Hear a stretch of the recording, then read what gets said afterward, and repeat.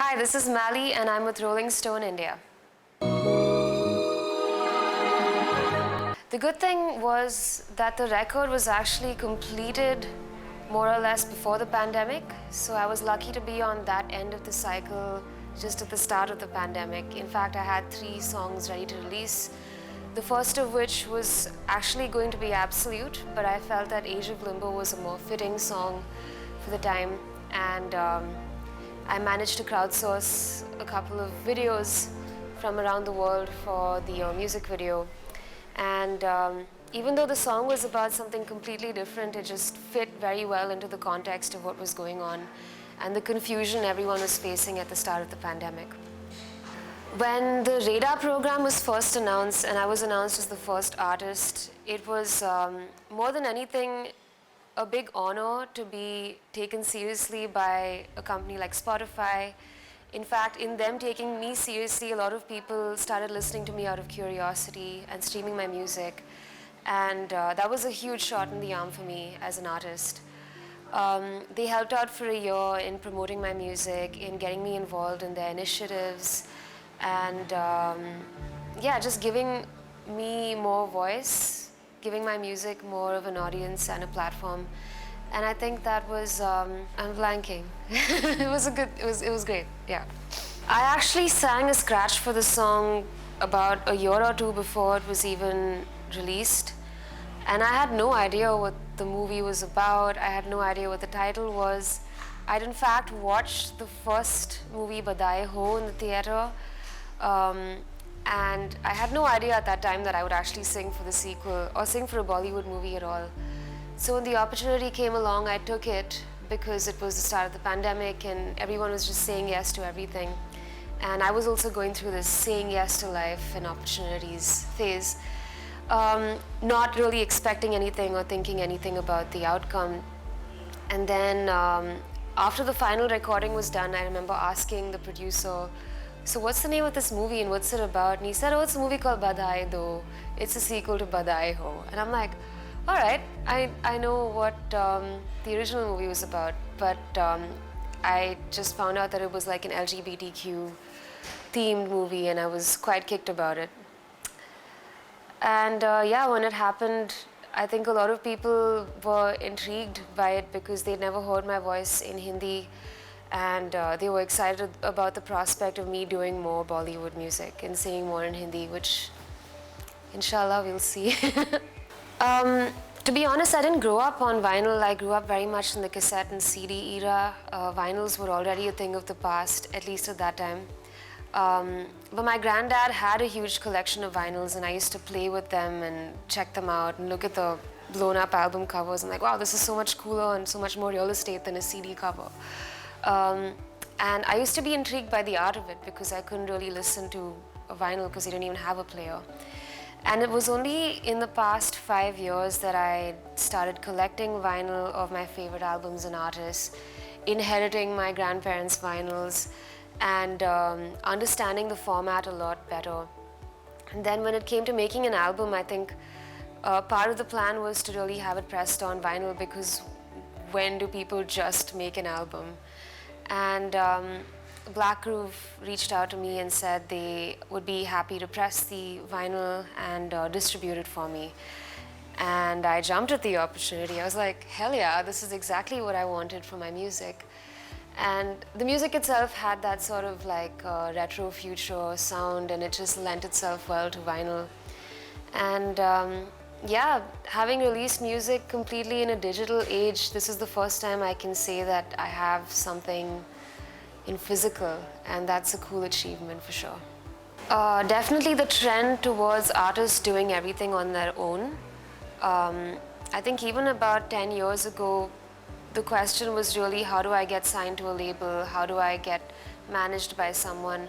But I find that now people are taking matters more into their own hands and getting creative with how they release their music and what they do about their brand. And that's really interesting.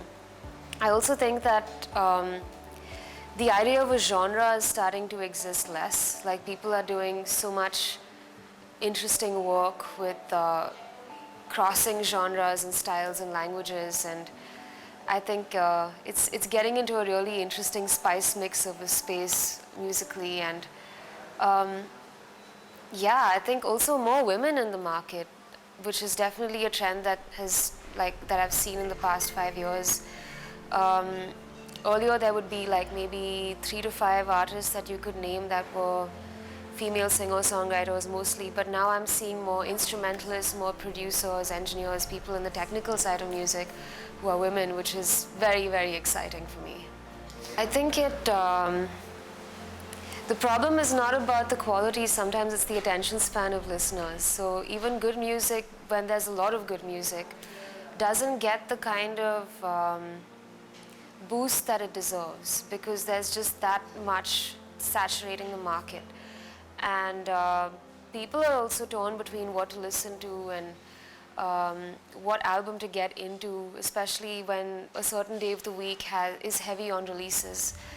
It can be a bit confusing and people are spoiled for choice. But that's not to say that the quality of music is going down. Whenever we release music as artists, we want to put our best foot forward, and hopefully, yeah, that doesn't affect the quality in the long run. Yeah. Yes, and I think whether we like it or not, that's just how it's going to be. And the people who try and stay away from it or try to shun it are not getting with the change that it's bringing. Like now, as artists, we're not dependent on print media, we're not dependent on TV, we're not dependent on, I would say even music videos are changing a little bit, the format of it. And so this is that new outlet that people can find you on and discover you and connect with you, and it's just a new normal. So it's here to stay, and I think it's just going to evolve from where it is right now.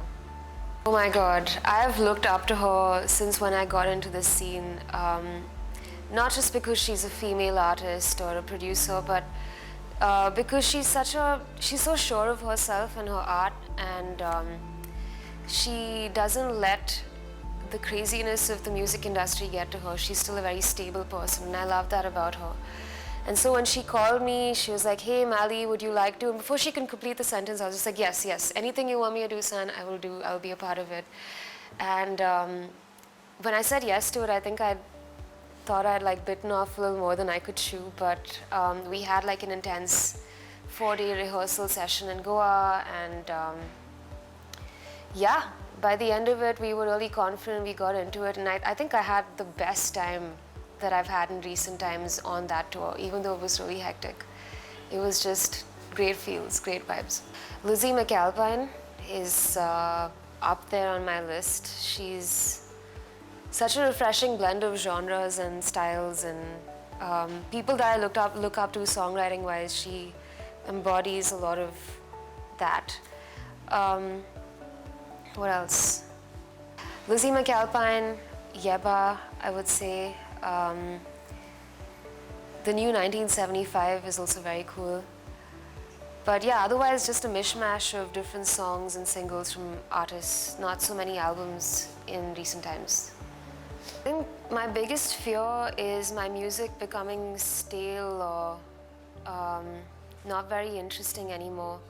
Not that I feel like it's happened yet, but I feel like a lot of the artists that I look up to, it is either starting to happen or it has already happened, where their music sounds like permutations and combinations of stuff that they've already done before.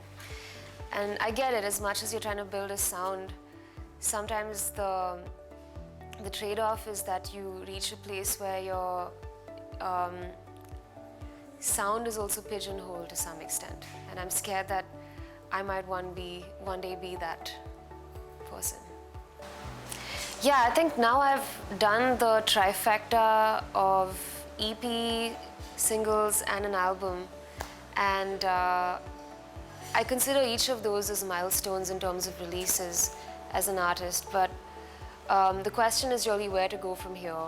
I think it's going to be more singles for a bit, and then eventually maybe an album when I'm ready for it again. In terms of achievement-related milestones, I think I'd really want to tour more in India and abroad. I'd like to do a band tour soon because that's not something that I was able to do during the pandemic with my album launch. And yeah, collaborations. I think that's something that I haven't done as much as I want to and would like to do more of. So yeah, hit me up. Yeah, I've got some sad singles, some sad songs, and some not so sad songs also, but they're in the works. I have one song in Tamil that's also coming out soon, and yeah, some other surprise stuff which I can't talk about just yet.